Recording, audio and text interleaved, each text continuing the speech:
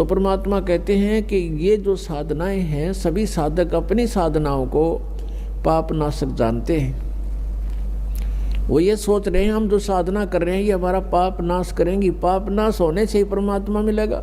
फिर बताया चौथे अध्याय के 32वें श्लोक में गीता जी में कि इस प्रकार की धार्मिक अनुष्ठानों की जानकारी विस्तार के साथ ब्रह्मणे मुखे यानी सच्चिदानंद घन ब्रह्म की वाणी में, यहाँ चौथे अध्याय के 32वें श्लोक में अनुवादकर्ताओं ने अनर्थ किया है, शब्दों के अर्थ ठीक नहीं किए।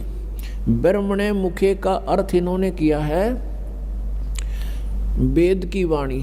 ब्रह्म का अर्थ वेद नहीं होता, ब्रह्म का अर्थ प्रभु होता है, परमात्मा होता है। और ब्रह्मणे का अर्थ होता है बड़ा भगवान यानी सच्चिदानंद घन ब्रह्म। जैसे वेद तो विधान है प्रभु का और ब्रह्म परमात्मा है। यदि कोई राजा का अर्थ संविधान करता है किसी प्रकरण के अंदर तो उसको ज्ञान नहीं है, वो मूर्ख है बिल्कुल।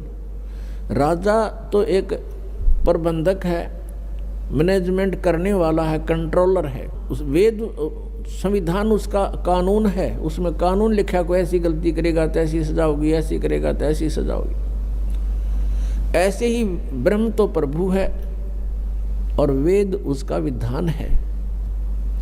तो यहाँ इन्होंने अर्थ गलत कर दिए। ब्रह्मणे मुखे का अर्थ है सच्चिदानंद घन ब्रह्म की वाणी। मुखे माने उसके मुख से बोले गए वचन, उस कबीर वाणी में, उस सूक्ष्म वेद में बहुत विस्तार के साथ लिखे हैं। और उस ज्ञान को चौथे अध्याय के 34वें श्लोक में कहा कि वो तत्व ज्ञान है। उस तत्व ज्ञान को तू तत्वदर्शी संतों के पास जाकर समझ। इससे सिद्ध है कि गीता ज्ञानदाता भी उस सूक्ष्म वेद से परिचित नहीं है। तो इससे यह भी सिद्ध हुआ कि सूक्ष्म वेद की जानकारी श्रीमद् भगवद गीता में नहीं है। पूर्ण जानकारी के लिए संत रामपाल जी महाराज के सत्संग सुने।